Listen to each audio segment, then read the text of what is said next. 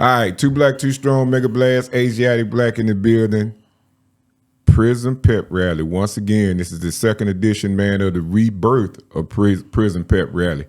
And I got a special guest in the house this week, Albert Batman Donelson. What's happening with you, bro? Man, what's going on? Man? What's happening? What you got going on, man? You back in the studio with me, man. I appreciate you following through. Yeah. This was a spur of the moment type of thing, man. But we got history together, so yeah. It ain't like we strangers or nothing, man. First of all, I want to send a shout out to my sponsor. It's Butter Baby. We're gonna play y'all a commercial. Shout out to my girl Jackie. This is a local product, so and it's good too. Yeah. If y'all want to get some, make sure y'all give me a holler or whatever the case may be. DM me or message me. Enough of y'all know me, man. So just holler at me. It's Butter Baby. We're gonna shoot that commercial and then we're gonna get started when we get back. Yeah. Try It's Butter Baby today and see what makes us so different. You can smell like this, or this. Made from all natural botanicals, herbs, extracts, and oils, try all 30 aromatics. Mix them and match them. Give them to loved ones. Your skin has never felt this good. Our aromatics are infused with 100% Ghanaian shea butter and ported bi-monthly. Packed, rich in vitamins and minerals to ensure its vitality, of course. Oh, and we let it whip. And whip, and whip, and we whip it right. Helps fight psoriasis and eczema, severe inflammation, acne and diaper rash, razor bumps, stretch marks and discoloration, dry, cracked feet, and more. Even the bees love it. That's because it's earthen. It's Butter Baby. All natural earthen skincare. Try It's Butter Baby today and make your skin happy.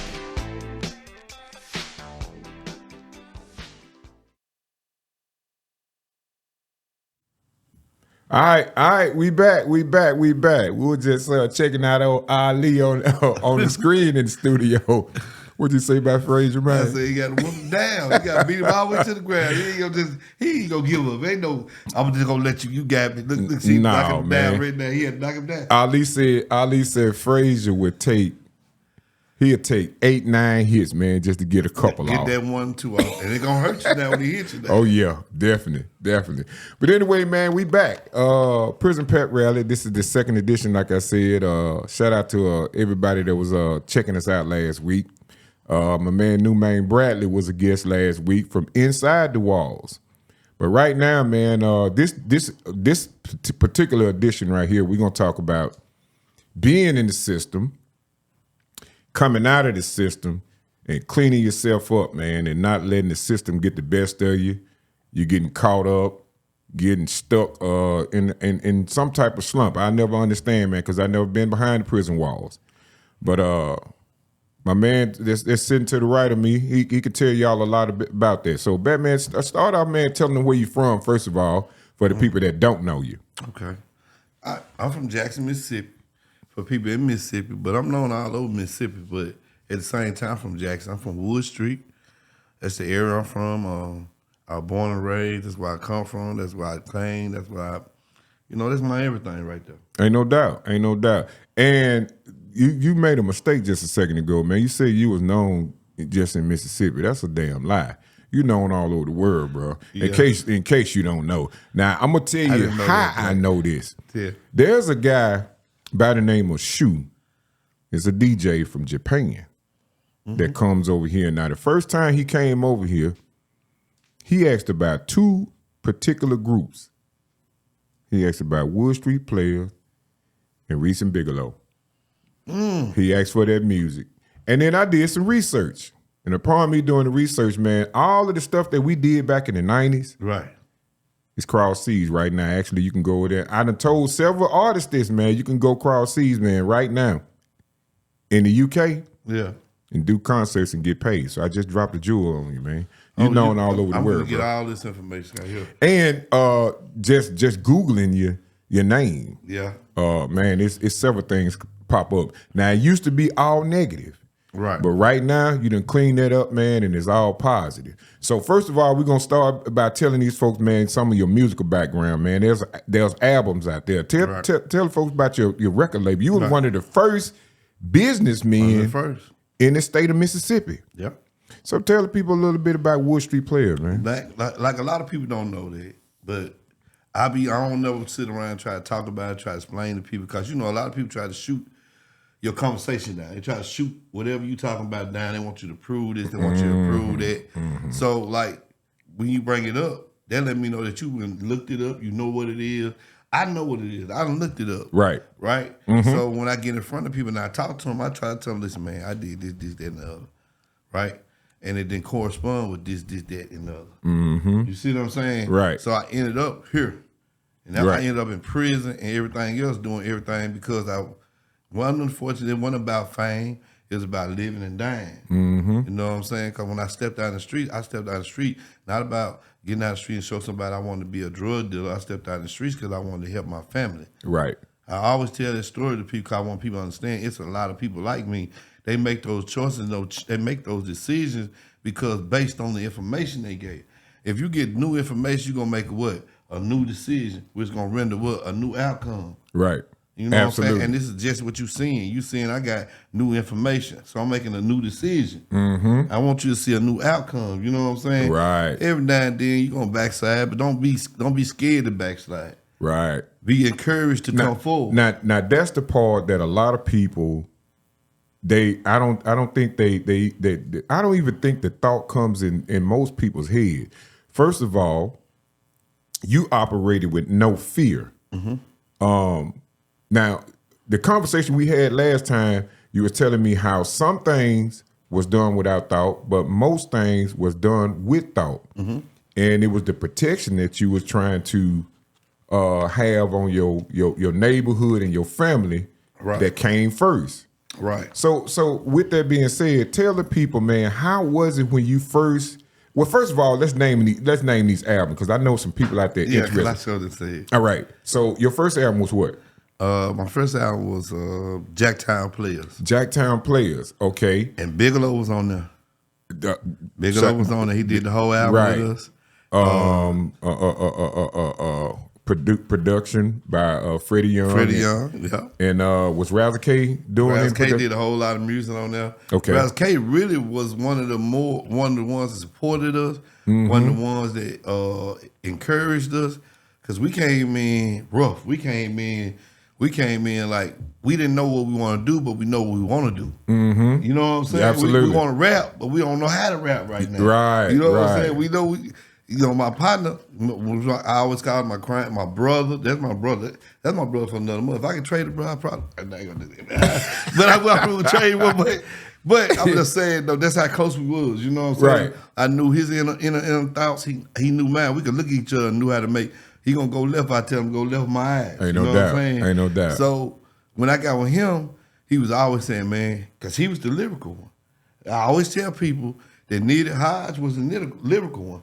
He was the one. He gonna analyze it, break it down to you, bring it back to you, drop you and pick you up and drop you back down. So where you think you came in at with the other than the business? I came in streetwise. I knew that I was doing a lot of things street, and I could take that and transfer it into my rap.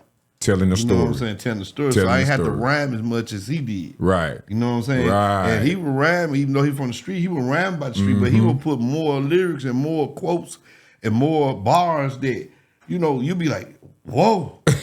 You know what I'm saying? And it was easy for metaphors and all of that type of stuff. It was easy for me to step in and do my part. Now all I got to do is step in and be me. Right. He done knocked the wall down. I just kick the crumbs out the way and do what I'm doing. You know what I'm saying? Oh, good. I always get shots out because I always want people to know that everybody always tell a story, but they tell a story of how they did good. Yeah. And I was telling somebody. Credit.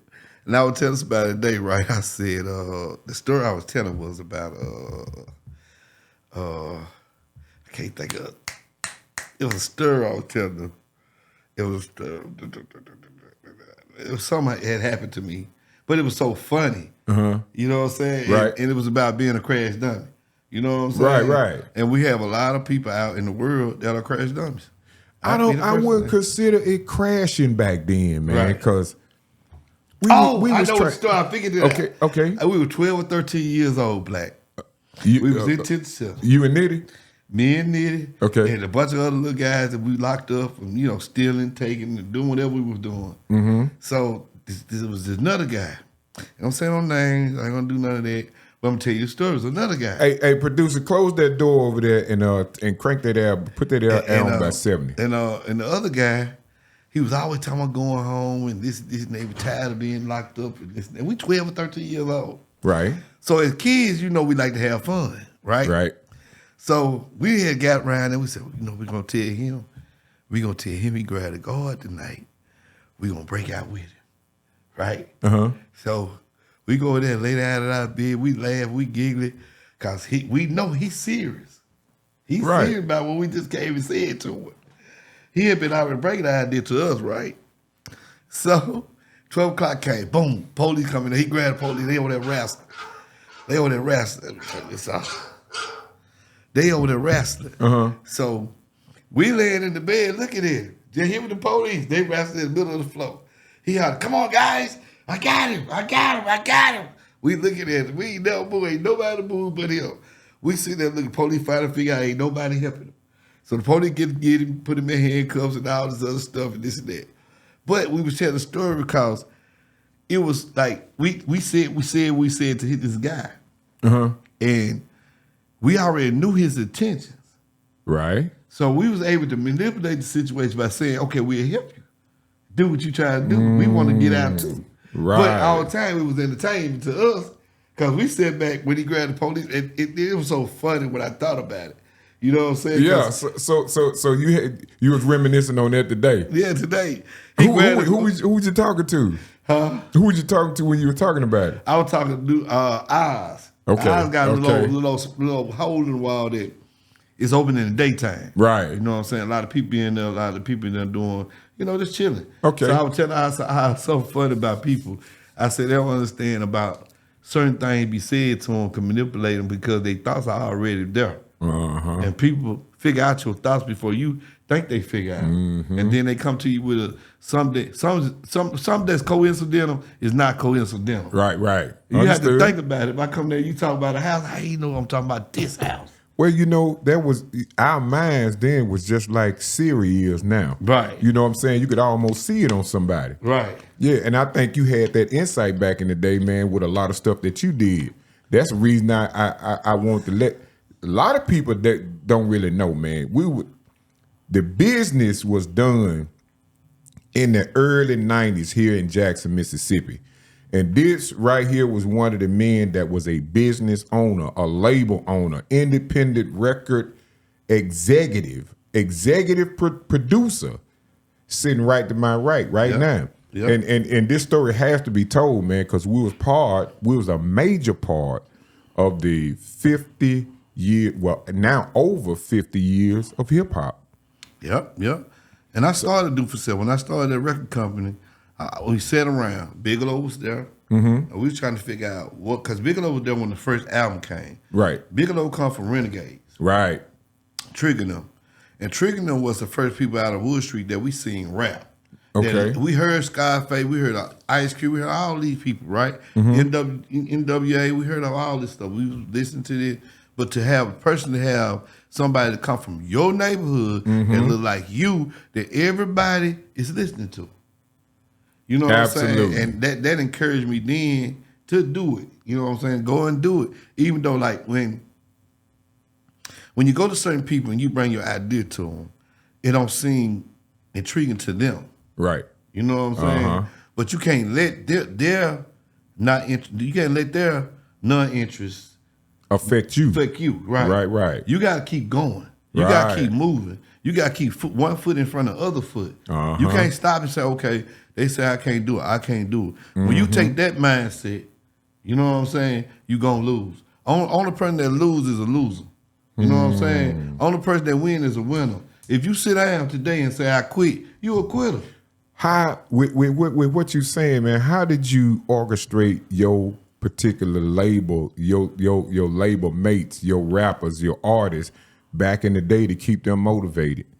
Being that you were the financial backing of it, right, and you was a lot of the brains of it. Right. How did you keep folks motivated back in the day with the business side? Now it wasn't hard to keep folks motivated back in the day because people's energy was different then. Right. We had more energy to do things then. Right. And then, we were a hell of a lot younger then. Right. But other than that, to keep folks from veering off and goofing off, man, now that you had the vision to do it and you had the financial backing, what strategy did you use? Well, I watched Master P. You know what I'm saying? Mm-hmm. I watched when Tupac and Biggie passed, and I watched, it was like a hole. And I watched like Master P just dash through that hole. Then I watched Cash Money. I watched Baby them straight through the hole. They came, that was their era, they come right through. We was ready in that slot coming with them. You know what I'm saying? So when I watched them, I watched the blueprint, and I ain't ashamed to say, when I see another person have an idea, that I commend them, and also I follow the idea. I maybe can add on to the idea, or maybe something that I can say, okay, I don't need that, he needed that, I needed this. Was it a particular movie or a particular album or something you can remember that you followed, you looked at the blueprint, or did you just grab the idea and you say, okay, well, look, I'm going to start me a label? Okay. Now, in back then, I was in the game. Mm-hmm. I ain't ashamed to tell them I was a drug dealer. I did my thing. You know what I'm saying? Right. And I wanted to be one of the biggest drug dealers when I was in the game. Right. I tell a person, whenever you do something, whether it be bad or good, you be your best at it. Be the best at it. Be the best at it. Don't go be the bad guy and gonna have play with it. Right. So if you're gonna be the bad guy, be the bad guy all the way through. I mean, if you had to go to trial, stand up. Stand on it. Don't get there and start crying. And don't forget now, we're gonna talk about that in just a second. Yeah. All right. Now coming from the bottom of the barrel, coming out of Wood Street, being raised in Wood Street. The interview we had before, you were telling me y'all didn't have a whole lot. No, you wanted to be a provider for your people. Right. All right. What triggered you? What did you see that made you say, I got to get something. I got to get something for me and my family. Okay. Okay, before I answer that, let me finish well. The second album was Turning to Burning. The third album was Rules of the Game. Right. We had a fourth album coming, which we had all the music right now. You know what I'm saying? And we done produced more music. We sitting around with about 50 songs that's dead. Now. Right now. That nobody never heard. Unreleased. Wow. You know what I'm saying? And stuff that we still do because we do it for the love of the music. You know what I'm saying? We don't do it just for money, but we're not going to get on stage and not rap for money. Absolutely. We don't want to just be doing it because we did it back. We understand how people trying to get their music out. We did the same thing. If we come to try to get our music out, we ain't come in and say, oh, man, you got to give me some money. No, I want to put my music. My music going to speak for me. Well, you're hard in it. Right. Just like you come help me out. You know what I'm saying? You just come for the love of it. Right. Man, that's the story that need to be told. And you know what? I was talking to Husani. I don't know if you remember Get With It Promotions. Husani is out in Oakland, California right now, coming from Mississippi. And man, we got to see, we didn't have this back in the day. We didn't have no platforms back in the day. We was moving around with no cameras. We didn't have 9 times out of 10, we didn't even have a photo camera with us. Listen, they were charging you $20,000 for a video, $40,000 for a video. See what I'm saying? You get a camera now, you can make a video for $500. Man, you can get your phone and do it. Do it yourself. You don't even right know now. That. Right now. You can document your whole life right now. That's fact. Just with your phone. But the thing I'm saying, man, is the inspirations that triggered us, people like me and you back in the day, because you was one of the people that inspired me, you and your colleagues, all of y'all. Because if I didn't have the music, I couldn't DJ. You see what I'm saying? I'm going to say this, Blakk. It was a lot of DJs didn't play our music. For sure. You was one of the top DJ, made our music, you know what I'm saying? It mattered. You made the music where people, okay, all right, y'all listen to this, but y'all didn't listen to y'all neighbor. Y'all didn't even listen to y'all city. Here you go, bam. And you know what I'm saying? I didn't know exactly what. All I knew is, it wasn't in my head that I got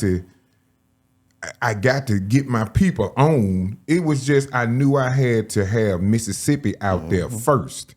You see what I'm saying? Yeah. And along with that, I saw how people from New York. I was just telling my son today. New York really dissed the South back in the day. They did. You know what I'm saying? It was, you know, did. and I said to myself, man, I got to get my people out there, man. I got to do it for my people because I knew in New York, Detroit, L.A., Chicago, and places like that, man. I used to listen to mix shows. They had that stuff out there, man. Like it was, you know, it was worldwide. That's how it was to us. I don't know if it was or not, but I did know that in New York, you could be successful just there. Right. So I used that blueprint. You know what I'm saying? It wasn't nothing thought of, man. It was just in me. Right, because you know New York, they can go platinum right in New York. And they ain't got to touch there. no other state. Detroit, the same thing. Same Chicago, the same Right. thing. People outside your state don't even know you. Right. But you're a millionaire there. And You're just a like star. right now, you got people that's hot in Mississippi right now, like the Nicos. You know what I'm saying? Mm-hmm. You have to be proud of these people because they carrying the torch. Yeah. They're carrying what we did in the 90s on into the future. You know what I'm saying? Right, and they hot. Right. You can't deny what's hot. No, you can't. You can hate now, I ain't never been a hater. You know what I'm saying? So No. when you see one, you see one. You know what I'm saying? But And with that being said, I'm gonna tell you something else too, bro. I'm not asking nobody to be like me or nothing like that. And even with the artists, you know what I'm saying? I know you wouldn't probably ask nobody to be like you, but at the same time, you have to take the blueprints that we laid the foundation to get yourself out there. Right. Because a lot of them, they don't, I don't know if they're not inspired or nothing, but they don't have the avenue. They got the avenues, but they don't push towards, the DJs don't support the artists. right, that's facts. And the artists, to me, the way I'm looking at it, I don't know, you may be able to tell me better, but the artists are not on the business side of it like y'all were. Yeah. You know what I'm saying? It's not like they're not hungry for it. Right. But you know, we could talk about that all day. But anyway, man, this is about you and your organization, man, especially you, man, doing what you did back in the day and coming out of the music world. What was your first stint of trouble? Well, coming out in the music world, that's why I got in the music world. Be honest with you, I'm not gonna sit up here and be like, okay, now I got in the music world because I was just that talented. Okay, tell us about it. I was just that talented. I had to, no, I didn't do that. I thought of, okay, I'm moving all this money. I got money. I can't show up for. I don't have a job. Right. But I got all this money. Right. You know what I'm saying? So I need somewhere to move this money where it can be accountable. It can be legal. Gotcha. So you You know took what the I'm saying? business side. So of it. really, I really doing another crime within a crime. Be honest, tell the truth. I just gotta tell the truth. You know what I'm saying? Man. But it was that frame of thought. You know what I'm saying? That I need to be able to be legit. I Right. can't keep having money. I can spend $5,000, $10,000 a day and throw it in the club and do whatever I want to do. We go buy jewelry. We go do all this. Get the car. We do all this. You know, at the end of the day, what am I really doing? What did I put my money to? Did you have any advisors? No, you never gonna have an advisor in the game, because in the game, like you hear people talk, but most people that's talking, most of them turn to be your friend, and they turn your friend to me. That's another story though, Blakk. You know what I'm saying? Understood. It's a whole diagram of things that you have to look at and diagnose when you talk to people. I can and can't imagine. Yeah. I'm talking about for real. I can and can't imagine all Right. on the same hand. So when you started, you know, shifting money this way and that way to account for things that, you know, was unforeseen, Right. how did it end up in the crime area? Okay. Or vice versa? Okay. Well, once I started figuring out, okay, I got too much money. I can't keep having to sit here. I got 3-4 safes of money. I need to clean this money up some kind of way. Right. You know what I'm saying? So first thing a person do is I buy a business, right? Gotcha. So the business was Do For Self Records. Okay, so I had to figure out how to take this money and put this money in Do For Self Records. Where was your brick and mortar at? Huh? Where was your brick and mortar, like your storefront? Did you have an office? I ain't had no office or nothing. No, nothing, Blakk. How did you do that like that back in the day, man? I went straight to the tax. Not the tax. What do people do your taxes for you? not the tax people that do tax for you. Mississippi State Tax Commission, or some people do it, or the Secretary of State. Some people do it personal, so I got me a person that do my tax. An accountant. Accountant. Right. Word, that's it. Accountant, Gotcha. y'all. I got me an accountant. So she then showed me exactly how to do to get my record company, to make it legit, to get a banking account, to get this, get that, get this, to make everything. Peep game, y'all. Peep game. To get everything to fall in line. So I told her my whole situation. I was like, I got this, I need to get this and do this. You know what I'm saying? She was like, well, you need to do this, that. That means get you a business, legitimate business. Make sure it's legitimate. Make sure that you putting people that's in place. And this was in the 90s. Right. So when you asked me about how I got my artists and all thing, when we was rapping, everybody was around me that I didn't need to go out and get nobody else.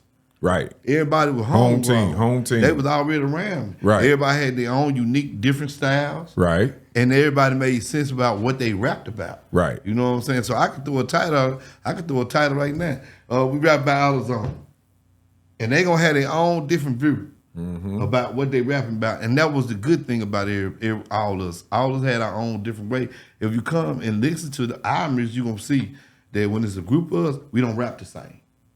We got that blueprint. I can attest for that. Right. We got that blueprint from Master P, Mystical, Fiend.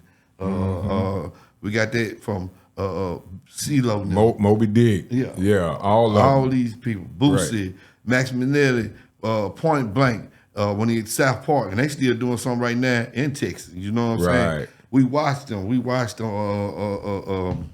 Gangsta Nip. We watched a whole variety of people do stuff, so we was able to just pick at they blueprint and choose what we wanted to use for, while also adding our ideas. Gotcha. If that makes sense to anybody. Absolutely, because you just got through telling them, you know what I'm saying, you was telling your story. Right. You was rapping about stuff that you was going through and stuff that was in the hood. Right.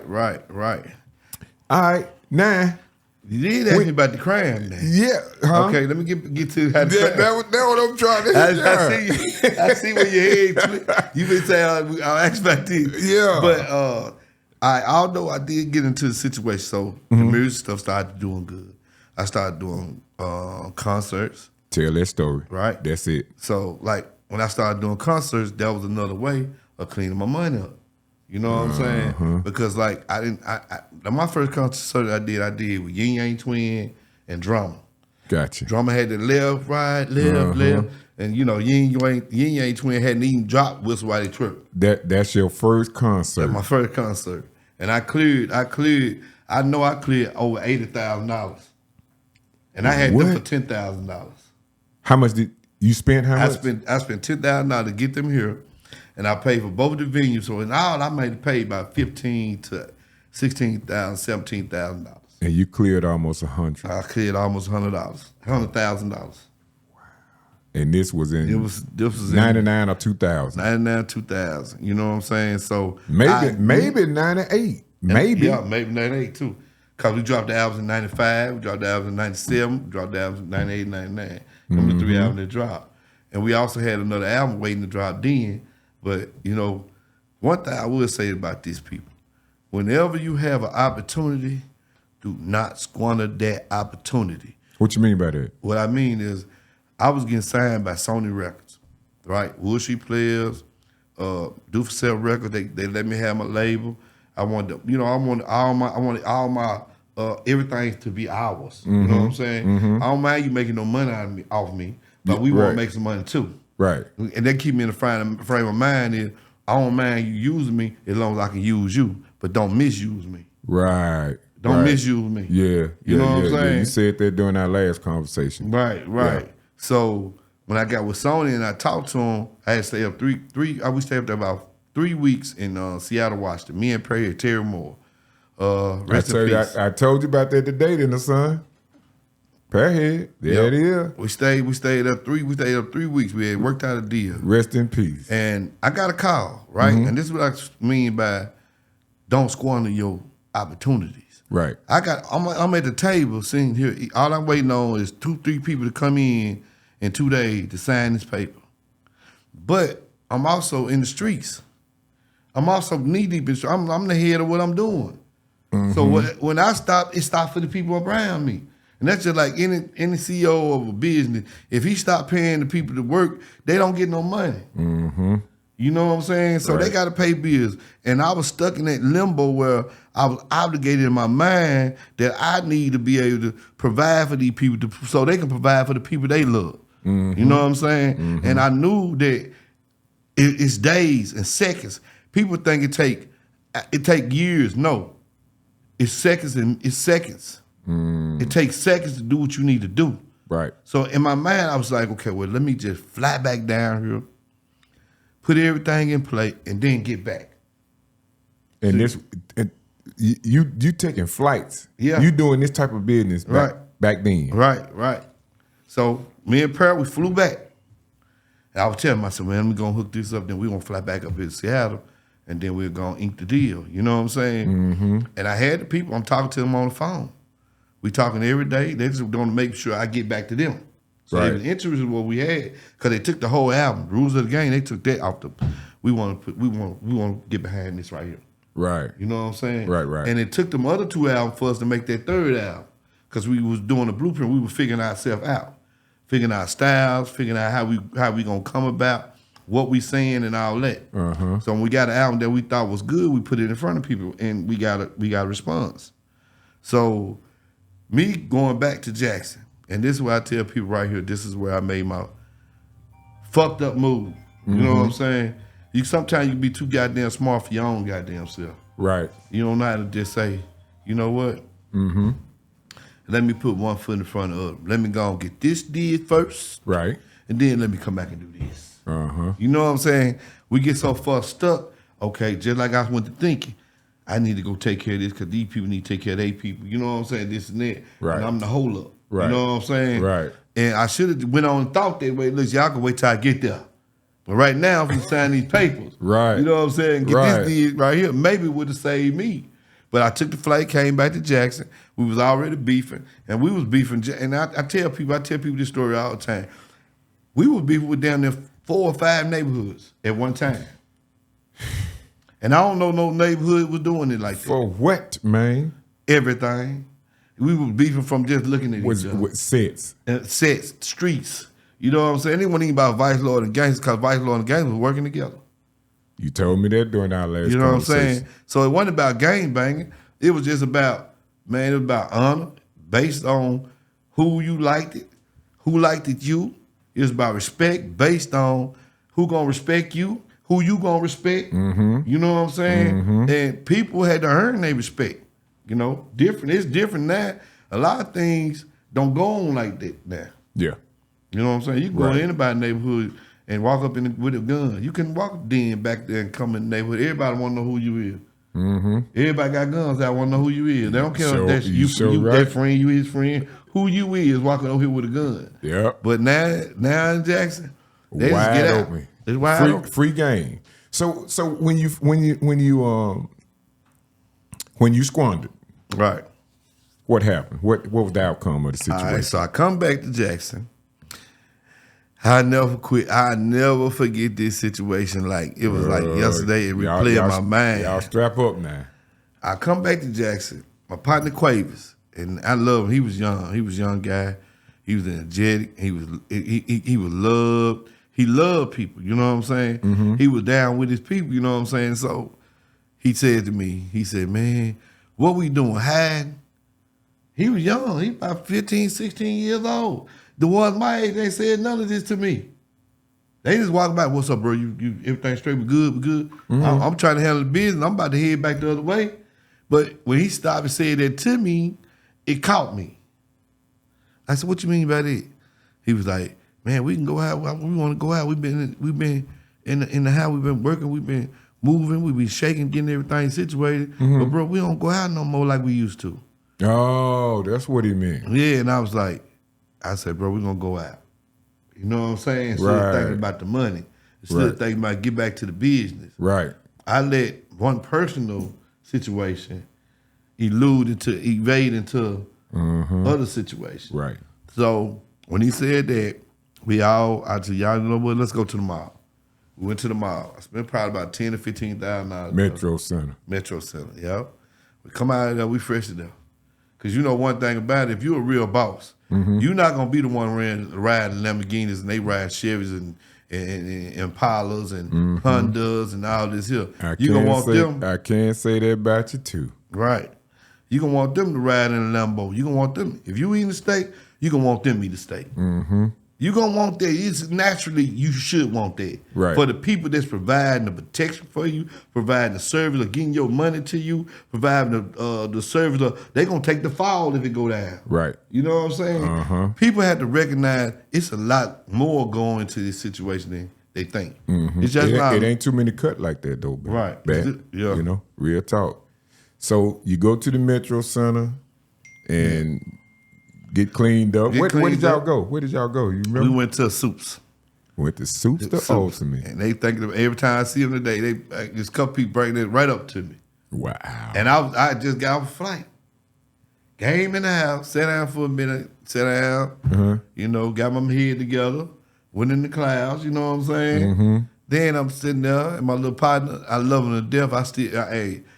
I wouldn't change with the move, you know what I'm saying? Because it made me who I am today. And it probably, that situation was part of that, you know what I'm saying? Right. Because by him saying it, it made me make a decision to go out and to take people out to the mall and not have the decision in my mind, say, you know what, Quavers, just sit down for a few minutes and we're going to go out. Let me handle this business. Because I could have said that, but I didn't. Did you miss out on it? I missed out on it. You know why? What Because I went on to the club. We knew we were beefing. You know what I'm saying? We knew we was going back and forth with each other, shooting at each other. Yeah, all this was going down. You know what I'm saying? This is a bloody matter. You know what I'm saying? I really tell people that if you look at our life history, I lost my son.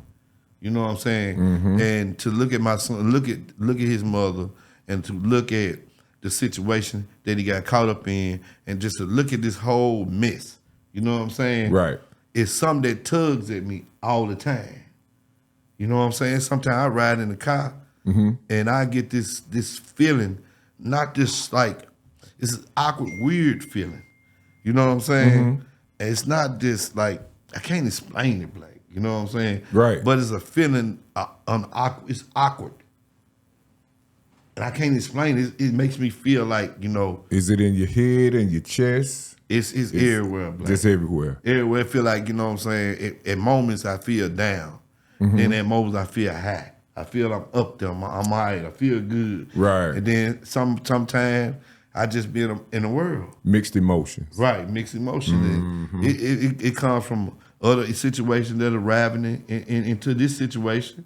You know what I'm saying? Because I'm human. Right. Everybody human. Right. You know what I'm saying? We all been traumatized by something in our Absolutely. life. You know what I'm saying? You got that part right. We living with them traumas. We living with them traumas. We living with that right now today. Absolutely. You know, some living better than others. You know, and some deal with things better than others. Absolutely. You know what I'm saying? But I'm dealing with my demons. You know what I'm saying?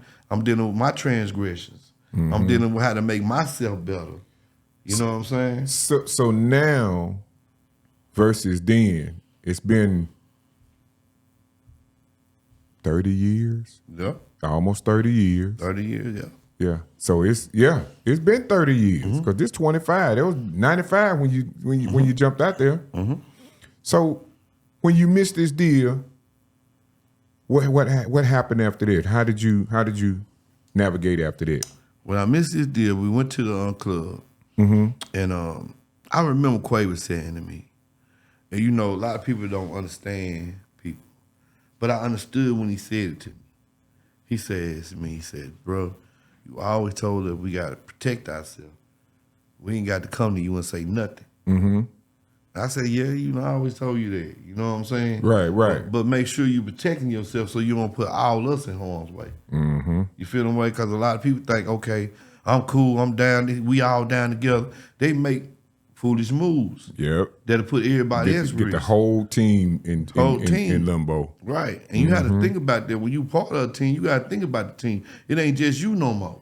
Boy, you dropping some jewels, man. You know what I'm saying? Real talk. And a lot of folks, y'all can use that now. Today, need to use that. But go ahead. And I think when he said that to me, I knew what he was saying, but I didn't. I knew he was saying that if a motherfucker fuck with me today, I'm gonna fuck their ass up in his way. You know what I'm saying? Mm-hmm. But he came to me to get that okay. I really didn't search deep. Right. When I should have went deep. It with didn't dawn on you what he was really right, saying. Right. So as I'm on the stage with 6-1 player. They had asked me, we did a song together. I remember that. And I'm on stage doing the song with them and everything. Then we hear the shot, pow, pow, pow. You know what I'm saying? Mm-hmm. I come from the stage because all my people back there where the shots come from. Yes, sir. Yes, sir. I come from the stage and go back there and look. All hell done broke loose. So we immediately start exiting the club. So the police arrest me. You know what I'm saying? And they come for you. They come for me. They arrested me and a dude named Roger Taylor. Flintstone. His name was Flintstone. Mm-hmm. They arrested both of us. Why would they come to y'all first? Well, based on what they were trying to say was we supposed to been shot. Whoever supposed to been shot, I was on stage. Mm-hmm. And that's why I tell people about reputation. Y'all got to know better when y'all talking about y'all want to be this or be that.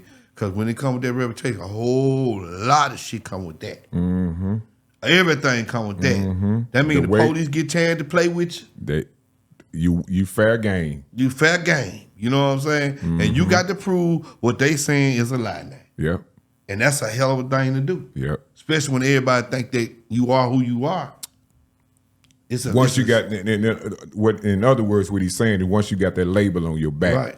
Once you got that target on your head, that is what it is. So in that particular situation, are you at liberty to say who they say you shot?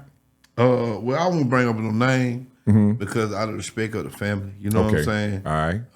Respect to the whole situation, man, because it really was a situation that everybody could sit down and talked about. Gotcha. You know what I'm saying? A lot of stuff right now is going on in Jackson, Mississippi right now. It's stuff that people can sit down and talk about. Mm-hmm. A lot of these are friends and schoolmates. Right. These are people that knew each other. We were people that knew each other. Mm-hmm. You know what I'm saying? It wasn't like we was the enemies and this and that. We was people that knew each other from babies. Wow. 10, 11 years old, still living in the same neighborhoods from each other. We still knew each other. You know what I'm saying? That's crazy. And the situation went sour. You know what I'm saying? And it's important.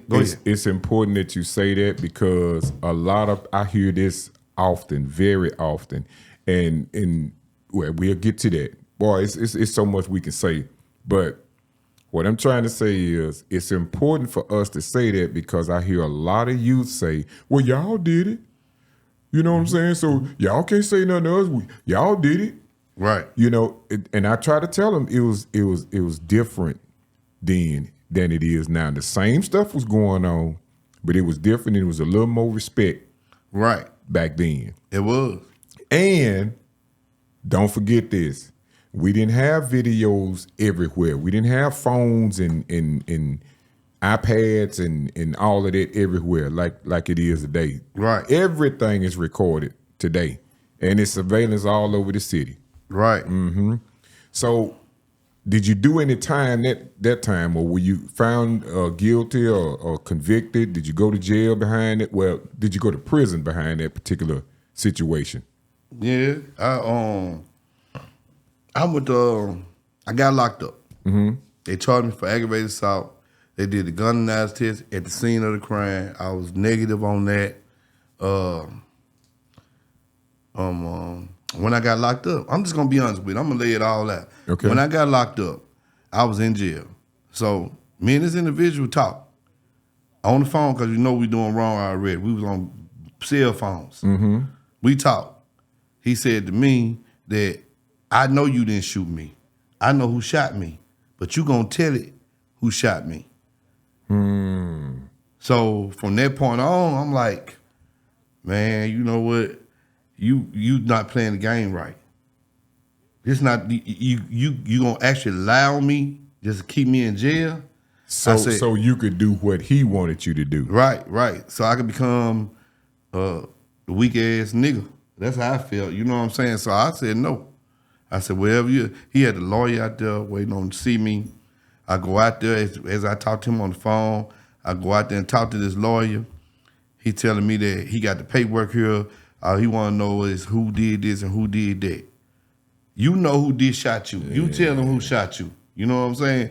But at the same time, that when he came, I told him, the lawyer, I said, listen, man, you should never even came up here because I'm not that kind of guy. Why would that individual want you to make the statement instead of himself?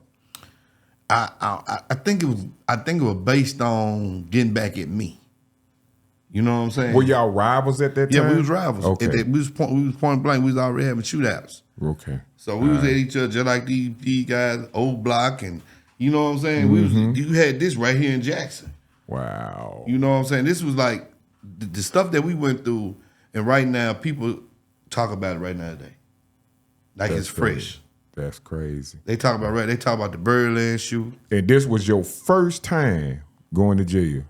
No, that wasn't my first time. I've been in jail. Prison. Well, I mean, you know, that was my first for time. something like the serious crime. Right. How long were you locked up then? Well, I was locked up for I was charged for aggravated assault. Then they had charged me for a gun charge. I get made bond on aggravated assault. Mm-hmm. And they could test this right now. That's why I tell people about reputation. I was charged with aggravated assault. I made bond on the aggravated assault. I got in the car because I was doing a concert and I was going down there to Hazlehurst, to O'Hara to do a show. Uh-huh. So I got out I made bond and got out. A guy pulled up, I ain't gonna say his name, but he can attest to it. If I ever need to do it, he'll come and attest to it. Right. But he pulled up and he said, man, let me get some tickets. So I said, okay, how many tickets you need? He said, I need about 3. It's gonna be me and 2 girls gonna be with me. So I go get the tickets, I come out. When I hand them the tickets, a blue and white pulled up. I'm fresh out on bond now. Mm-hmm. So a blue and white pull up. It's the white police that's in the get out and tells me, get on the car. But let me rewind just a little bit so they can know our relationship. Okay. All right, this white guy that was police, he pulled up on Wood Street one day. He's out in front of our little trap house. He's demanding for me to come out and talk to him. So I go out and talk to him. I'm like, oh, what's up? He's like, well, I just want you to know that I'm gonna take your ass down. I looked at him, because I done heard a couple police say, these very things, because I was in the game. And I look for it, try to watch for it, and make sure it didn't happen. You know what I'm saying? Mm-hmm. But at this particular time, I caught the charge. I was out on bond, and I went out on bond for the day, so I'm standing up here passing tickets to this other guy that can attest to what I'm talking about. And he tells the police, they tell him to get out of the car, he said, man, I got a gun. It's right there under my seat right there. Mm-hmm. Swear to God, there's no lie. I can't make this shit up. You know what I'm saying? He takes the gun out the car and put me in handcuffs. Wait. The officer. The officer did. So the guy that was with you lets them know that it was his gun. It's a gun. In his car. Not in your car. Not in my car. The officer gets the gun. Right. What happens? He gets the gun, he comes, he put me in handcuffs. I'm asking right then, what's going on? Why you putting me in handcuffs? And you out on bond. Asked, guess what he telling me? Mm-hmm. You're not supposed to be out on bond. How you get out? He's really taking it personal with me. You know what I'm saying? How did you get out? I'm like, I paid bond. It's down, and you can go down and look at this. He put me in the back of the car, and this was and let me tell you something about black people. Some of you black people, y'all be acting just like these white folks. Cause I'm telling you what this black folks did. Cause I was cussing, say some other shit. But let me tell you what he did. He sat there and watched this white guy take that gun and put that gun on me. Me and the individual that was with me was trying to persuade him to tell the truth. That's all we were doing. And he was a black man looking at 2 black people that's getting set up for a gun charge. And what was his reaction? He told us, man, you just gonna have to get a lawyer. We looking at him like, what? You gonna sit here and let this, cause y'all police do this? Come on, man. We better than that. We gotta be better than that. As black folk, we gotta be better than that. Don't set me up for a crime I did commit. I see if you get me for a crime I commit, I can accept that. So they mad cause you get in some trouble or get accused of some trouble. Right. You bond out. Right. You still doing business. Mm-hmm. They angry about that. So they pull up in your hood and trap you and pin you with a gun charge. Yes, they did. So they pinned me with the gun charge. We going downtown, right? So me and the guy, we were in the back. And we trying to talk to the black police officer for the white police officer to get in the car. He stood telling us we got to get a lawyer. We got to get a lawyer. You know, he ain't in there. I'm like, you didn't see him get the gun out the car? Matter of fact, you was the one got the gun out the car and gave it to him. And you watch him take me and put me in handcuffs. So I know how injustice is. And I tell people all the time, when you talk about the bragging rights, you want people to look up to you, you got to think about this right here. You got to think about this. This reputation that you're looking for, this will come along with this here. Because everybody already knew, quote unquote, what they thought about Batman, what they felt about Batman. I still get them kind of vibes from people now. Well, the thing about that is most of them didn't know Batman. Right. Most of them was going on hearsay. Yeah. Most of them was looking at the news. Mm-hmm. Most of them was snitching and hating. Yeah. I know for a fact that, you know, being a DJ is just like being a barber. Right. You hear everything. Right. You hear and you see a lot of stuff too. So I know how that particular situation go. Let me ask you something before we move on to the next situation. How was your spirit back then? Did you feel burdened? Did you feel heavy spirited? Well, getting sent up by the police, right?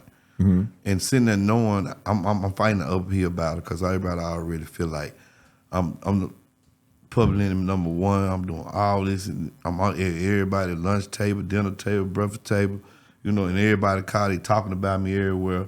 You know, it wasn't a place I couldn't go where everybody wouldn't know who I was. You know what I'm saying? Mm-hmm. So I stayed back. You know what I'm saying? I stayed at the house. I might order my takeout. You know, well, y'all to me, go you out. was always low key. You wasn't no loud, rambunctious type of person. Right, I mean, right. I done said it several times. I say it all the time. If you wasn't bothered, if you say that don't all the bother time. him, he ain't finna bother you. Yep. And that was the problem. Cause And like, it ain't just it ain't cause, you know what I'm saying? I know him. I witnessed this. Yep. Was this era anywhere in the midst of Frank? Rest in peace. Frank Melton. Frank Melton. When he get into the situation. when he come in at the situation, right, he came in because he was like the godfather of the individual that had got shot. So Frank Melton came in. He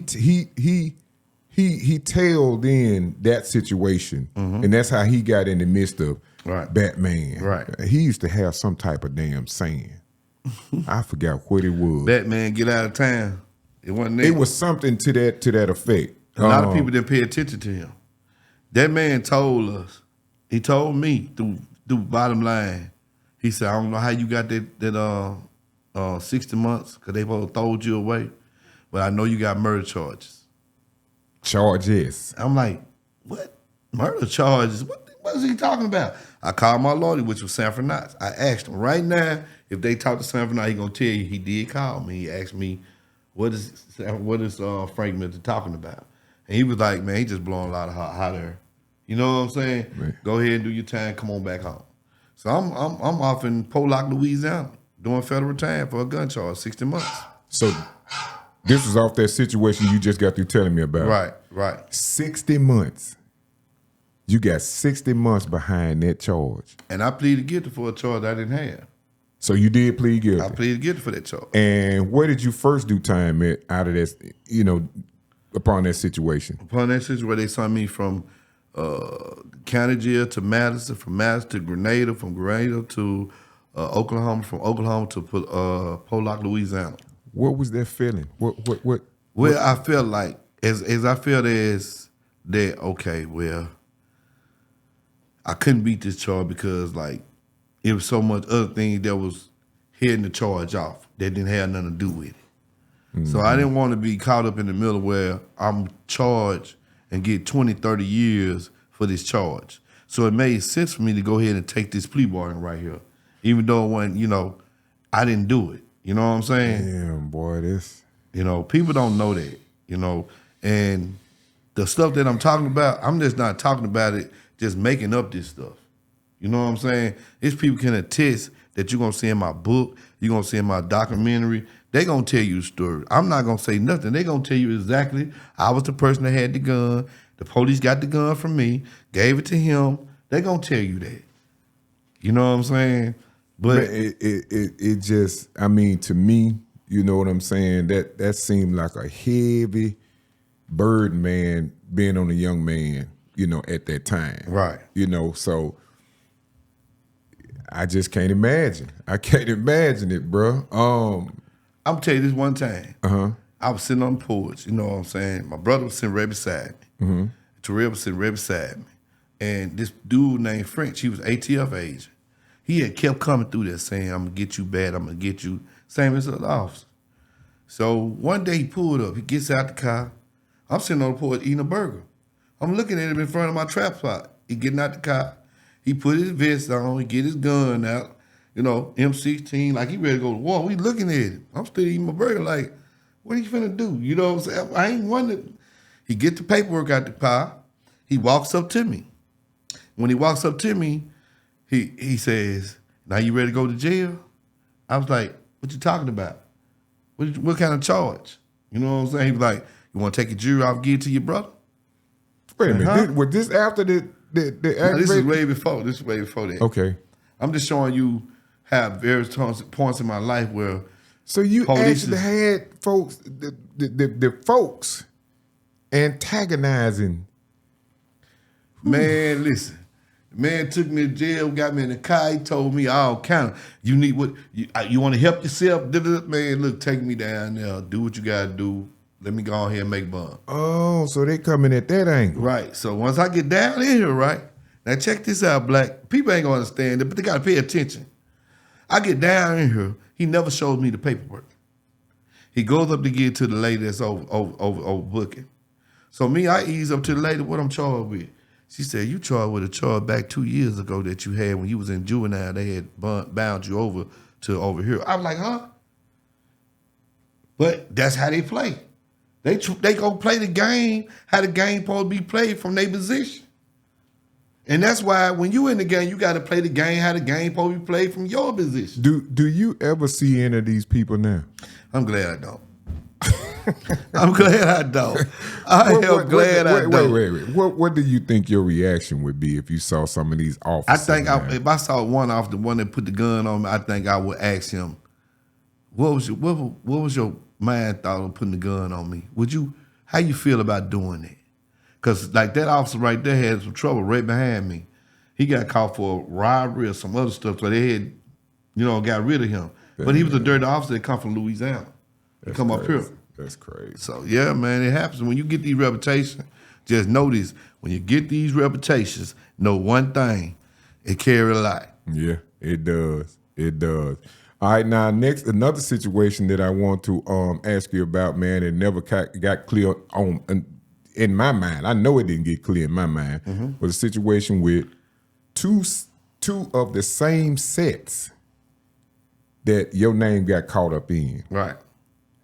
Verdant Edition and Wood Street. Right. How in the hell? What? And just like I told you in the beginning, we all knew each other way before the beef started.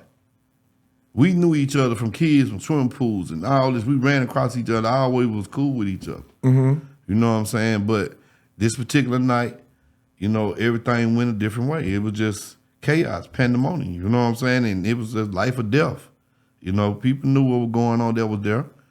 They said they there, and we didn't have no guns. Let me say this, Blakk. We were there. I was in house shoes, slides. We didn't come out for that. We came out for the festivities. Right. We came out to enjoy the people. You know what I'm saying? And one thing led to another, which I wish I had never said, because he can attest to that too. He don't mind getting on here and telling you that he did tell me that. He was shooting a gun in the air. And I told him, listen, man, stop shooting that gun in the air because you're going to bring the police around here. They're going to break us all up. It's already like a Mardi Gras around here. You know how the Birdland used to be? Absolutely. The Birdland, the whole street packed in the club packed. You know what I'm saying? So he was like, you right. But then that situation spilled into a whole nother situation. But that come from beefing in the street with a lot of individuals. And I know that, you know what I'm saying? That was some heavy times there, man. How many times did you end up in behind the walls, man? You did a total of how many years altogether? I did a total of probably about over 25 years. Over 25 years. From when I was 12, 13 years old, going to training schools. I went to Columbia 3-4 times, went to Oakland 2-3 times. Come out of Oakland, went straight to, they bound me over to the penitentiary. Bound me over to the county for being an adult. I was 17, 16, getting ready to turn 17. They bound me over. Once they bound me over, the charges that I had, they came with me, which I had like 5 or 6 charges. And I hadn't got rid of those charges. So a lot of people thought I was going in and out of jail for different stuff. But I was going for stuff I had did when I was 17, 16 years old. You know what I'm saying? Okay. And I tell people, when you have a host of charges, get rid of all your charges if you're going to get rid of them, because they're not going nowhere. They're not going anywhere. If you got charged and indicted on a crime, and you make a plea on one charge, might as well try to get all together, concurrent, or whatever deal you can come up with, or go to trial or do whatever you're gonna do. But don't forget, you got that charge waiting on you. That's heavy. Right. That's heavy. So, wow, that's heavy. Compile them. Right, they compile them. So run them concurrent. That's right. You know, that's some good advice, man. But you know, it's a lot of people. There's a lot just take a charge. There's a lot of. And how do you take a charge, man? I think when my brother, I looked at my brother. You know what I'm saying? He was so hurt, and I had to sit down and tell him, because he knew I didn't do the charge. And I had to tell him, Terrell, he was hurt. He was more hurt than anybody, because he believed in me. So when I take the charge, he felt like I shouldn't have took the charge. But I felt like I should take the charge to get all this situation out the way. You know what I'm saying? Yeah. Sometimes you had to be the sacrifice. That's how I was looking at it. I already knew I had a strong backbone. Wasn't you worried about your business? Did you worry about? I always felt like. Or did you have people in? I know you was well organized. Right, did you have people in play? Right. Well, of course you did. Yeah. You know, now that I look at it, you know what I'm saying? Everybody don't know what I know. Right. But your business never stopped. It never wavered. Yeah. It kept. I would go and be in prison a year, come out, and I'd still be doing what I was supposed to be doing. Right. With the situation, Blakk, let me tell you this. Blakk, I don't know nobody that was doing what I was doing in the 90s. You know what I'm saying? No. I was in jail. Let me say this. I want people to know this. That I was in jail, and I was able to walk my baby mama, my other baby mama, the girl I was dealing with, in my cell, and do what I want to do with her. I could have actually walked out the cell and come back and go tell them to lock me back up. If I'm lying, I'm dying. Pigs flying. You know what I'm saying? How you traveling like that in the 90s, bro? Man, listen, coming out of the 90s, bro. So you had just as many supporters as you did haters, right? Well, I'm gonna say this. I'm gonna say it like this right here. I ain't gonna say just as many, but you had them in the right places, right? Okay, all right. I could dig that. Man, you've had everything. What type of charges have you had? Aggravated assault is one we just got through talking about. That was a kidnapping charge. No. How many times did you get accused of murder? Well, I got accused, and not just accused. I got indicted. I 8-9 murder charges. Okay. Explain to from people. Murder, to accessory after the fact, to accessory for the fact. I was on everybody's murder case that was charged with murder. I was accessory with them, or I committed it with them. Wait. You was what now? I was on everybody's indictment. Wait a minute. Okay, first of all, explain this, because a lot of people don't know. What's the difference between an accusation and an indictment? Accusation is something that somebody make against you. Indictment is another tool to take you to trial, to prove what the accusation is made against you is true. So when you get indicted, are you considered guilty? No. Okay. No. But to get indicted for those many murder charges, and all right, so when they indicted us, I was in Pollock, Louisiana, doing time for the gun charge. And I look in the newspaper, there's my face, big and bold, gang boss, all the hits. They got my whole clique, brothers, baby mama, everybody right there with me, pictures and everything. And they locking them up. I was already locked up. So when I leave Louisiana, upon my release from Louisiana federal prison, they bring me back to the county jail. That was the aggravated assault. No, that's the murder charges. Okay. Aggravated assault came after all that. Okay. So I come back and get the indictment. I'm really, truly, I'll be honest with people, I really gave up. To see that many indictments, knowing I'm gonna have to go to trial that many times, I just gave up. I was like, man, I knew what the gang held. I knew what I stepped into. That's the way I was looking at it. I knew when I stepped into this. What year was this? This was in 2002. And you felt like it. I was already in jail because I got locked up in 2000 and 99. I got 99, 2000. I was locked up already. 99 was the shooting at Suits. Okay, and again 2000. You got charges on you. Right.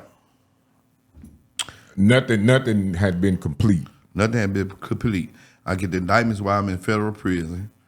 Of course, you see that many murder charges on you. You give up. I gave up. You know what I'm saying? Regardless of who said, did, whatever going, I felt like the only way to end this was just, whatever's going to happen is going to happen. You know what I'm saying? And to get back home and talk to my brother was like, man, all this stuff, we ain't do all what they got us charged with. You know this. You know what I'm saying? And you already took a plea for something you weren't supposed to take a plea for. That stuck with me. You know what I'm saying? So I was like, okay, they came to me. They was like, look, we're going to offer you time served to leave. So that would leave my brother there fighting the trial by itself. Who was going to give you time served? They were trying to give me time served. The state? The state. Okay. And dropping charges against me and everything. All 8. And I knew I couldn't look at my mother coming back home and all this is about Batman. One of her child is fighting for his life and now Batman is back out standing in front of her. And I was the oldest at the house at that time because I got 2 older than me. But I knew in my mind that I had to go to trial, even though they was offering me a way to leave that day and come home. I had been locked up already 5 years and some months, over 6 years right then. Between 2000 and 2006. Okay. That's when we went to trial. And they brought me in front of the judge, they asked me, did I want to accept the plea bargain? And I said no. Frank Melton was there. He was sitting there with his star witness. My lawyer was an excellent lawyer. He went and found out Frank Melton was bribing a star witness. He was paying for his place to stay, paying for his travel. He brought him a car, and he was just getting a financial backing every couple of weeks. Now, one of them, I don't know if I should call no names, but one of them I was locked up with. Yeah. That, and I was telling my son this. One of them I was locked up. I'm gonna tell you his name. Nathaniel. Yeah. I was locked up with Nathaniel. Me and Nathaniel came out of some apartments on Robinson Road, and I was driving the hot car that he had got. And they got us down right before you get to the end. Right, we was getting ready to cross over what's now known as Bobby Rush. Right. To go over on the other side was going downtown. He hung downtown. And officer stopped us, pulled a gun on me. And we both went to jail. They separated us. We both went to jail. And he cleared me. But with another situation, he did what I guess he felt he had to do. Right. Well, I'll speak on that. I ain't ashamed to speak on it. Me and Nate was best friends. I just about to say, we y'all. We were partners. We was best friends. I slept at his mama's house. We ate the same food. Matter of fact, the first time I ever shot a gun and shot somebody was about Nate. Matter of fact, the first person I was fighting about was about Nate. And this individual was what I thought was a good friend. He had caught his own charges. He was up in prison doing his own time. He had a life sentence. He wrote Frank Melton, said he got information on me, confessing to him. What for? Just to get out of prison, he had a life sentence. And I would have thought that our friendship and us being, you know, how we was, he would have never did that. So serious consequences make people do serious things then. Right. And that's what I was saying earlier about everybody's brain not like that. Right. And of course we already know everybody ain't wired the same. But man, I don't know. Anyway, man. It's hard, man. You know, I man. can take you through my life. When they get the book, they'll be like, okay. Oh, trust me. Well, I don't know as much as you know. Right. But bruh, I done seen so many things, man, come your way. It just inspired me how you walking around here now and you still looking young. You know what I'm saying? You don't appear to be angry with life. You know what I'm saying? You done lost a child. And it's just a whole lot of stuff you done been through. I guess God draping you up, man, for what you're doing now and some things to come.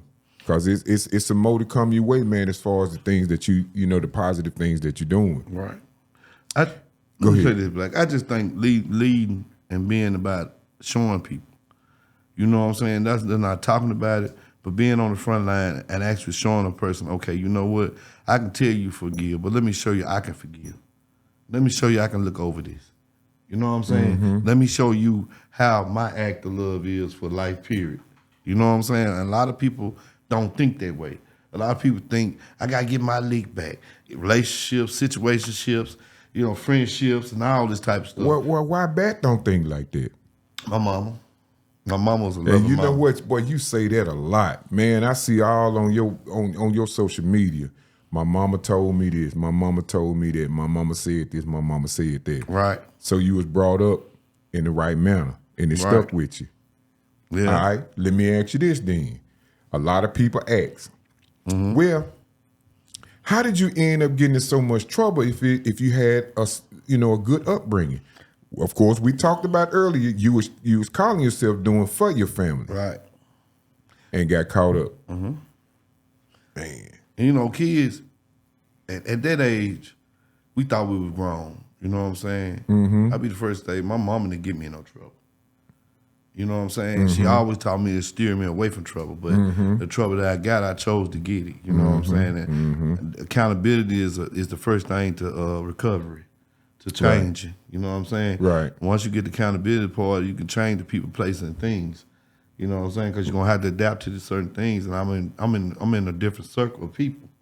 You know what I'm saying? So in the last 30 years, man, last 28 to 30 years, how many people you done lost, man, in your circle that was there that you know what I'm saying, that went through this with you? Well, that went through this with me in 30 years. It was only one person that died in that situation, and it started a host of a lot of other situations. You know what I'm saying? I hate that. I hate that with a passion. Getting older and looking at situations that we could have sit down and talked about.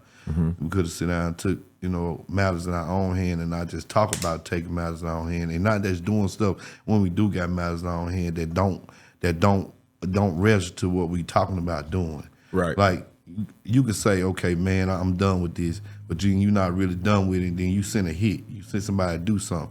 It ain't like I ain't never had money on my head. I had money on my head. I had people that sit at tables. But I also had the same people, a couple of people at these same tables that call me and say, hey, man, this is what's going on. I mess with you. Even though I'm down what I'm down with, I can't see it go that way. You know what I'm saying? And you know, and only God, I can't tell you no better. And only God can be accountable for these things. Yeah. I'd have been in prison, same way you probably talking like what you just said, right? You seen this, is gonna be some people in prison say, man, I've seen this man in prison, you know, stand up against giants. You know what I'm saying? Yeah. And overcome it. It's because of my mama. What wearing that, going in and out of the system. When you come out, you pick up where you left off at when you was on the street. What about the residue that was behind you? Did that weigh on you? Like the stuff that it was all, man, for so many years, bro. You had this weight on you, bro. How you survive it, man? I mean, Blakk, after you go to jail so many times, it get normal to you. And that's shame to say that. But people don't understand that. But you didn't. And then you go back and do 7 years. But you ain't that. This is what I'm saying. It's some uniqueness about you, bro, because you never conduct yourself like somebody that's institutionalized. Right. You see what I'm saying? Right. And then surviving, going in and out that system like that, bro, going in there and your name clean. Mm-hmm. You see what I'm saying? Right. That right there speaks volume. It ain't too many people cut like that, bro. And we can say all day long, man. You know what I'm saying? It was the power of God. It's this, that, and the other. We already know that. Mm-hmm. But at the same time, Prison Pep Rally is about teaching people. That's why it's called Pep Rally. It's about getting hope, getting inspiration, man. Doing that type of stuff, man. The coat that you wore, the armor of God that you had on you, to travel through all of that situation and come out a clean man and get everything behind you. And now you reaching back, because most people would say, man, you know, I'm out the way. Yeah. You know what I'm saying? Well, your organization. My mama is one thing I always say this about, because she always said that I was going to be a political leader. She said that. She said, I never knew what she meant by it, but I know what she meant by it now. I would stand up for people when they wouldn't stand up for themselves.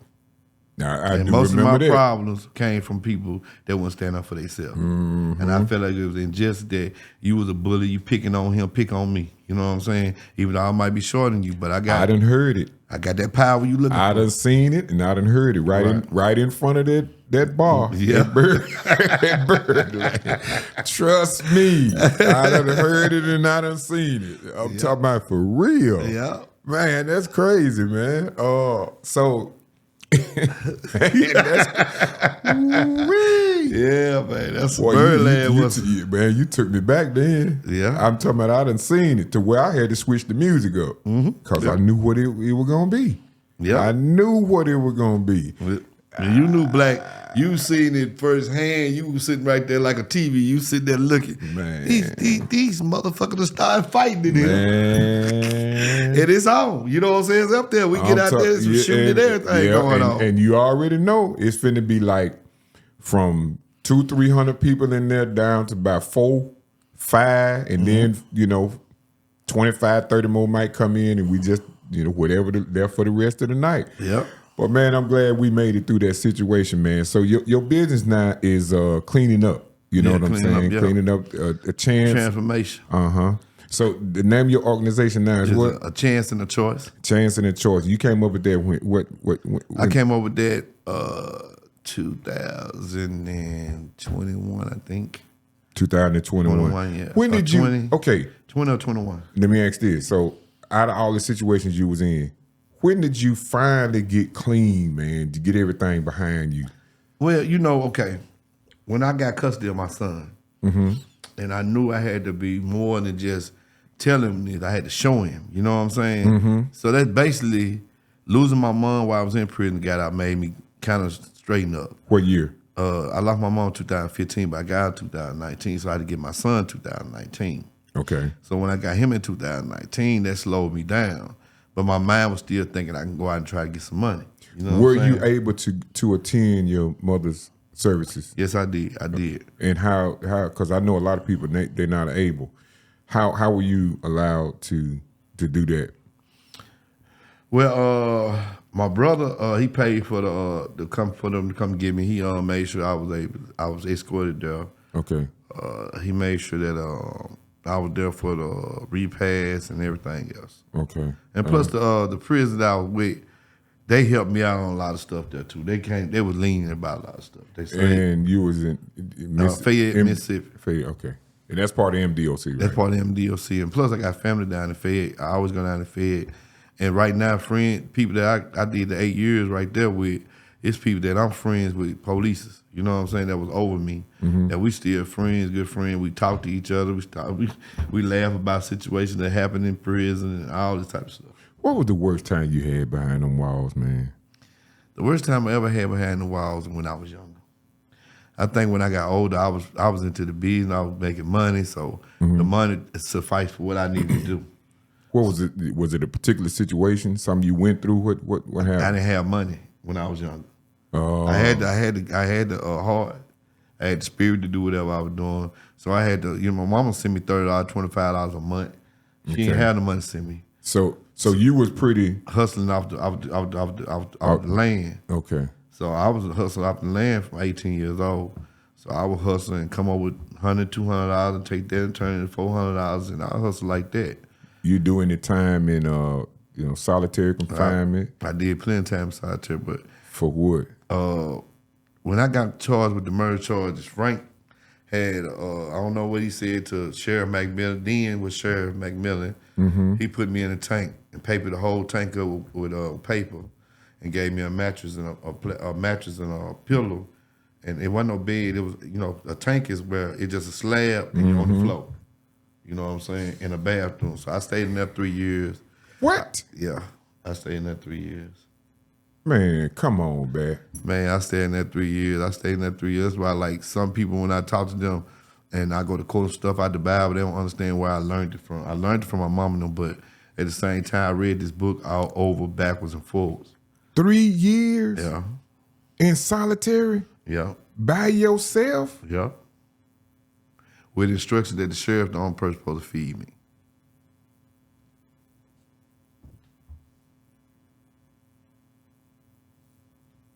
Can't make that up, Blakk. That's what reputation do. Come back to us, Blakk. Come back. But that's what happened. That's the truth of the matter. You know what I'm saying? But like I told you, that I had people that was... Man, you can't just let that shit just fly by like that. 3 damn years, man. Yep. Bro, how you didn't lose your man? It was about, me just being... My mama was always a person that was strong. She taught us, you know what I'm saying? I was 7 of her kids. She had 5 boys, 2 girls. Of course, I was probably the one that got the most whippings. You know what I'm saying? But she installed in us to never let nobody break you. She installed that from birth. Never let nobody break. We've been in Chicago, St. Louis. I'm finna come. Was you cold? What? No, I was just, me. I can't explain it, but once my mom put what she put in me, it come out of me. You know what I'm saying? Concrete walls, man. Yeah. Oh, yeah. You talking about that cold to death. You ain't had no windows? No windows or nothing. Number air blowing in there. I had 1 blanket and my 2 sheets, my little pillowcase. Did no they TV, even no have, how thick was the mattress you were laying? Right there, about like that. What you got there? About like that. About like that. How you ain't crippled concrete from laying on that slab, man? I was up in there running the play, doing jumping jacks, burpees, and all kind of stuff. I was staying in condition. I would keep my mind in condition. I would keep my body in condition. I was reading, you know what I'm saying? Then sometimes I get a chance to look out the window to see people come in. That was entertaining to me, for 3 years, you know what I'm saying? But to get out of the cell, Frank Melton wanted to talk to me. So I told the sheriff, I said, Frank Melton want to talk to me, I want to come out this cell. And I ain't talking about being in the cell because it all started from Frank. So he went up there, talked to Frank, came back down and said, nah, no go. So I said, ain't no go, talk to him. So he came back and he asked me again, he said, what you want? I said, man, I told you I ain't talking to no Frank. If I'm stuck in this cell, I want to go and watch TV. I want to be with the other inmates. Y'all not put me down here like this and this and that. Because I already feel halfway slick, feel like y'all want to hang me up here and act like I did it. You know what I'm saying? And I used to always have this one major used to always call me a political prisoner. His name was Major Johnson. He used to always say that to me. He'd say, man, you're a political prisoner? I was like, I understood, because I saw myself on TV a lot. You know what I'm saying? He said, they don't care about you didn't do that. You just an example now. You know what I'm saying? And that's what a lot of our youngsters don't understand and see. Well, what they take for granted, we didn't. Man, 3 years in solitary confinement by your damn self. I can't, boy. Somebody told me that, man, just kill me. Right. Oh, man. Yeah. It's a lot, man. You know what I'm saying? And just dealing with people now is a lot. I ain't gonna lie to you, sometimes I get overwhelmed, you know what I'm saying? But it's like I can take a nap and reboot and start thinking of new ways and new avenues to take. You know what I'm saying? And that's a lot because people don't understand that you have a decision within the decision. Just because you make one decision doesn't mean it's final. You always had that option to make another decision. If you get new information, that means you gotta make a new decision. That means they're gonna bring a new outcome. So you do have war wounds. It just I've been shot. Yeah, I got war wounds. Man, when you said that, I got hot all over, man. I ain't gonna lie. So all right, now I ask you that, and of course, some people gonna know what was the best time or best situation. A lot of people saying, "Hey, ain't no that such thing, no best situation you locked up." But it ain't because you always want to be home. Right. But my best situation was when I got money. Period. When I got money, I behind was able to get the guards all what they wanted, and they'll do what I asked, what I wanted. I brought a whole new twist to everything I was doing anyway. Cause like when I came to prison, I came to county jail, wherever I was locked up at. I thought of the police as friends. I didn't think of the inmates as friends. Because the inmates in there, you had to make the situation work for you. That's right. So I never came to an inmate and asked them how you do this or how you did this. I always came with my own situation, how to figure it out. And I would always get cool with one of the guards and guards and talk to them. We'd talk about stuff. I wouldn't come off from the door just trying to get them to do something. But once we cool or whatever, and I know I can talk to them, I ask them. They can't do them tell me no. You know what I'm saying? And then, and some people that see that you going through like what I was going through, they feel sorry for me. You know what I'm saying? They feel that. So just like what you were saying, they'll be like, man, you ain't got to pay me nothing. I'm going to help you, man. Right. You know what I'm saying? This ain't got nothing to do with no money. I'm just tired of the way they doing this to you down here. But, if it weren't for those people. Right. And I like to say thank you to them people. You know what I'm saying? I'm not going to say no names. But if it weren't for those people in those places with me that knew I was hungry, that'll bring me a hamburger slider to me. You know what I'm saying? At the same time, I bring my girl and let her in the room, go on, get your rocks off. You know what I'm saying? It was that compassion that saved me. It was that love that they had for me. You know what I'm saying? That they would trust their job and do this type of thing. So it's a hard thing, man. But at the end of everything, I knew I wanted to be free. I knew I never could let my mind be trapped up in prison. And that's the way I came out thinking. You know what I'm saying? That's why you don't catch me being like, some people come out prison, prison. Man, fuck prison. I go back to prison and help people because I want people to come out and be the same way. Fuck prison. Don't go back there, motherfucker. So with the program you got going now. Yeah, I'm with a program called Initiative. I had the shirt on. Initiative. Strive Initiative Incorporation. How did you get wind of that particular organization? I got wind of that because we was passing out water. We was doing our thing with water with the neighborhoods, and we was one of the first to really get the water out into the neighborhoods.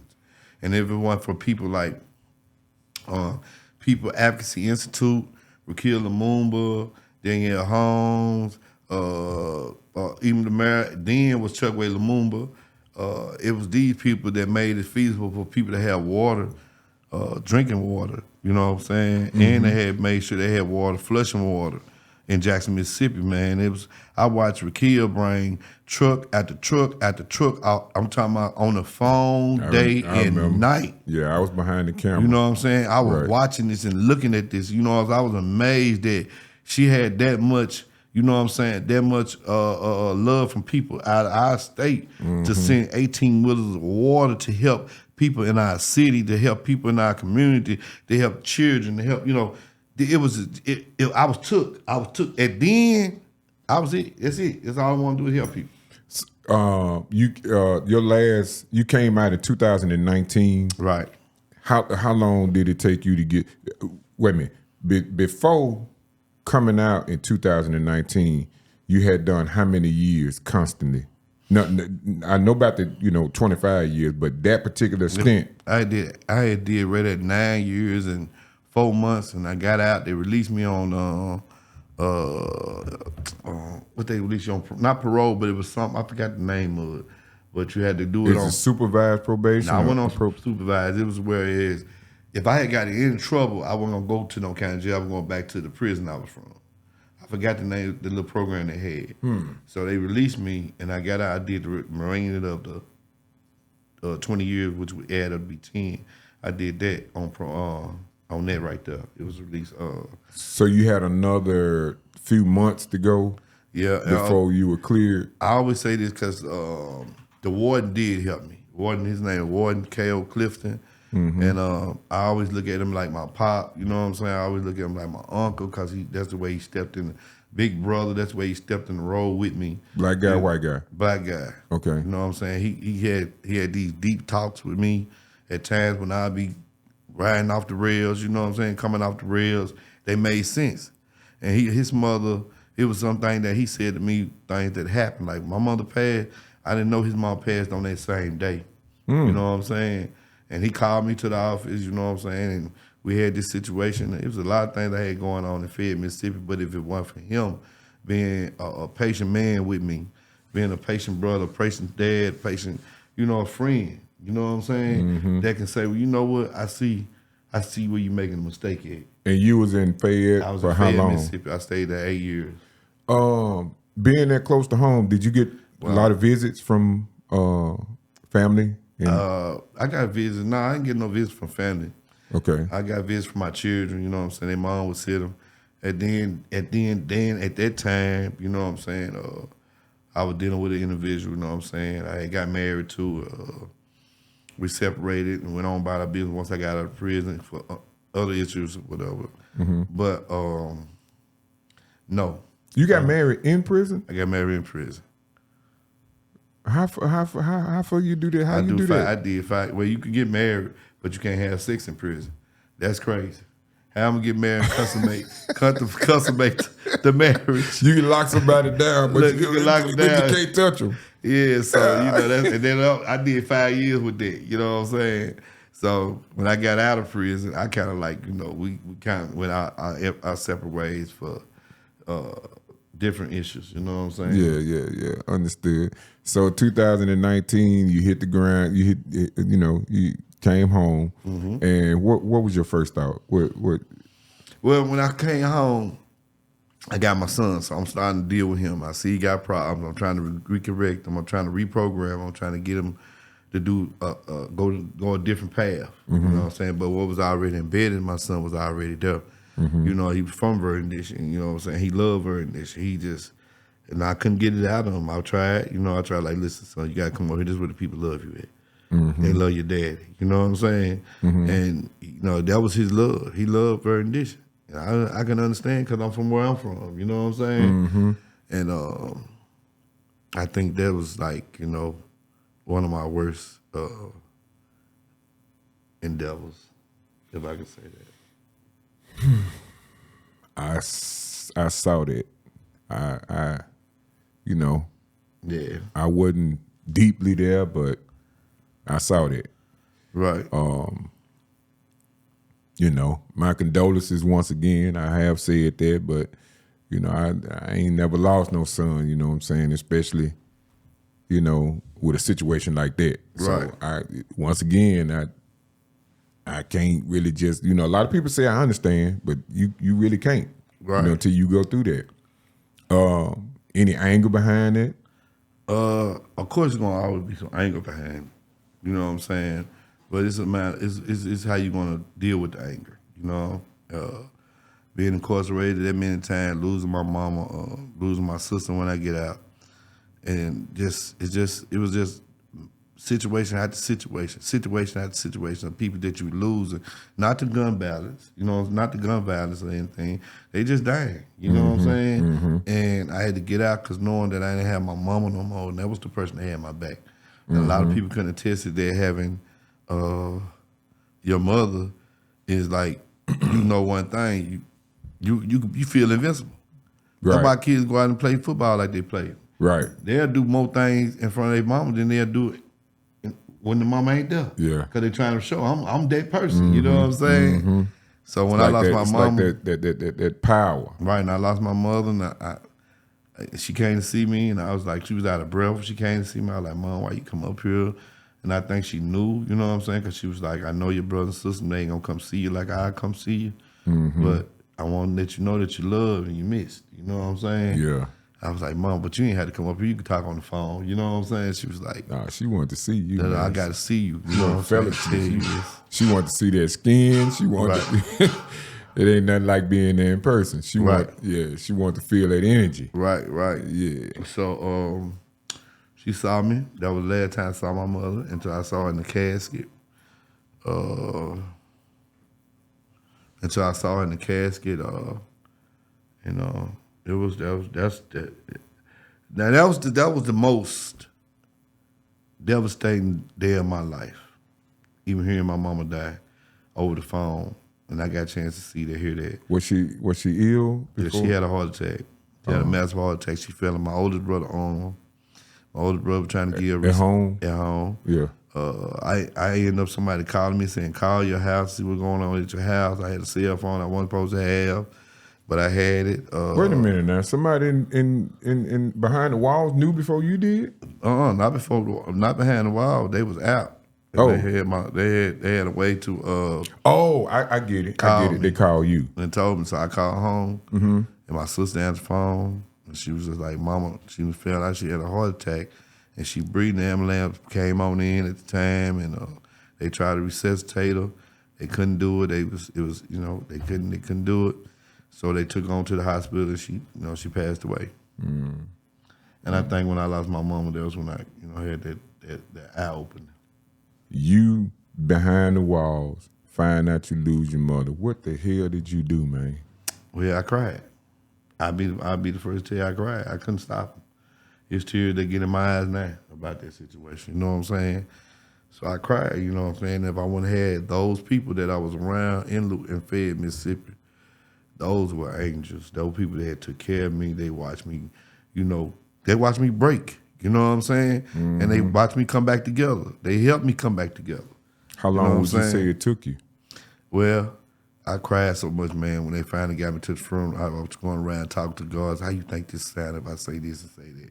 And they was like, man, you can't even finish a sentence without crying, bro. You know what I'm saying? And I did it, we went there, they took me, they stayed an extra hour and a half over the situation I was in. They took me a couple places extra, you know what I'm saying? They were trying to make it feasible as they can to get me back in their prison and not to cause no problems. How long does when you lose somebody like that, how long do they allow you? Well, they allow you, depending on hours, you know what I'm saying? They might give you 5 hours from the point that you get arriving into the situation where you at, to the place you're supposed to be. So you were telling me earlier you went to the wake. So you went to your mother's wake, right? Yeah, I did. So did they have to take you back and then bring you back for the funeral, or was everything in one day? It was in one day. Oh, okay. It was in one day. I would say it was hours. So I think that was the most traumatizing play that I had. That was the place where I really made my mind up that, hey, this is it. You know what I'm saying? Ain't nobody gonna love you like mama. Mama gonna come up there on my dying day to see you. You know what I'm saying? So I think I was like, it's up. It's over with. Got back to the system. Yeah. And how long before, let's see, you said 15, so you had 4 more years to do. Right. Okay. I did, I got out in 2019. I ended up getting my son. I got him, so we was going through our situation, trying to put him on the right road.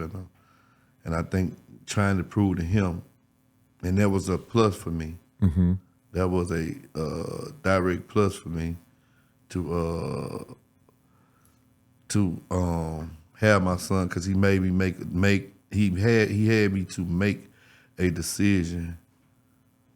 He had me to make a decision that I made, and I was glad to make that decision. Okay. All right.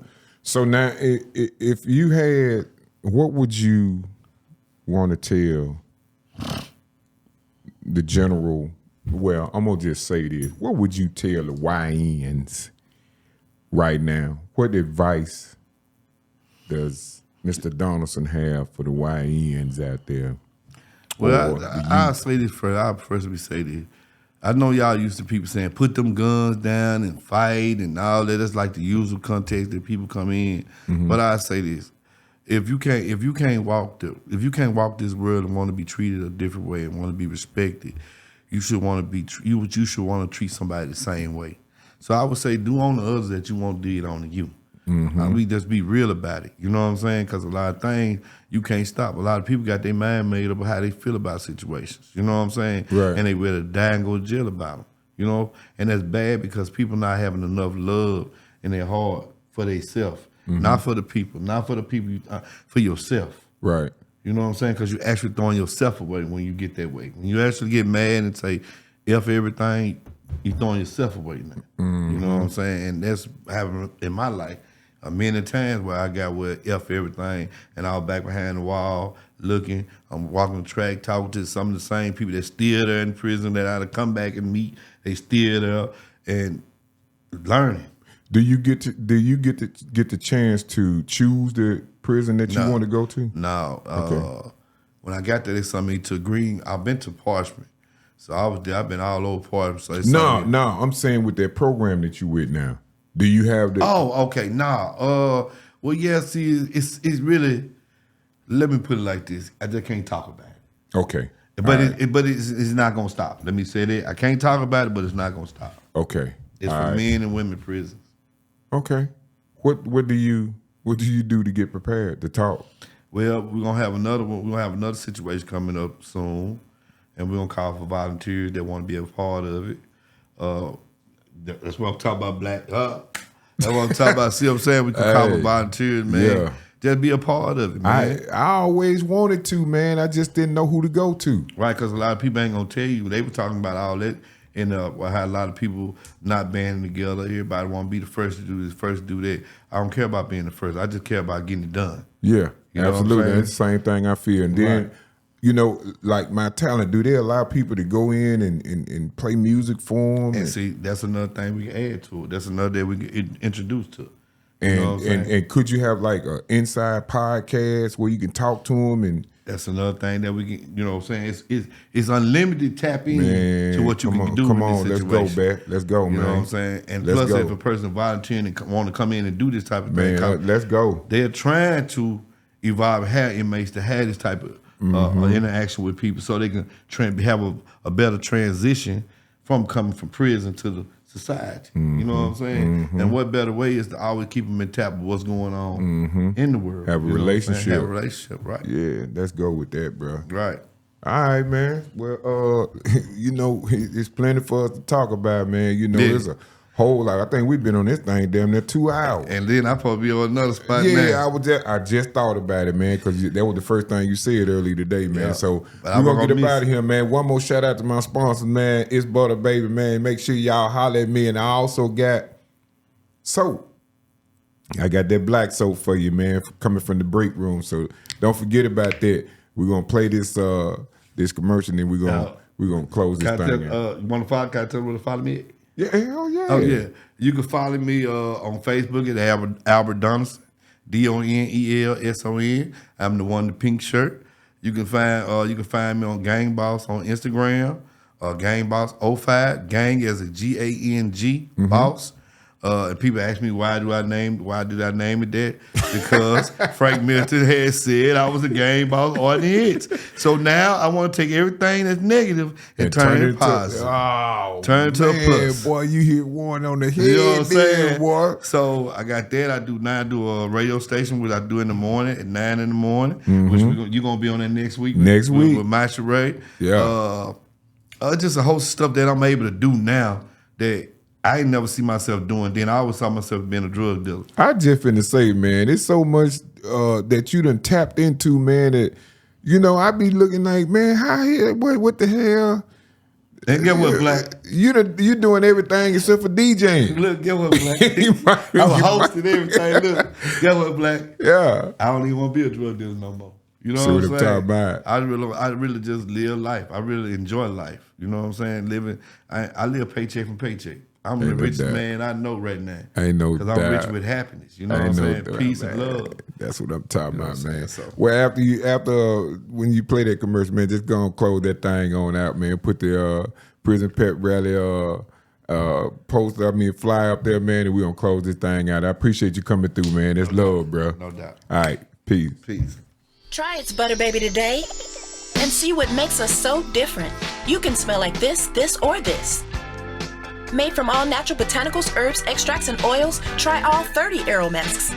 Mix them and match them. Give them to loved ones. Your skin has never felt this good. Our aromatics are infused with 100% Ghanaian shea butter and ported bi-monthly. Packed, rich in vitamins and minerals to ensure its vitality, of course. Oh, and we let it whip and whip and whip, and we whip it right. Helps fight psoriasis and eczema, severe inflammation, acne and diaper rash, razor bumps, stretch marks and discoloration, dry, cracked feet, and more. Even the bees love it. That's because it's earthen. It's Butter Baby. All natural earthen skincare. Try its Butter Baby today and make your skin happy.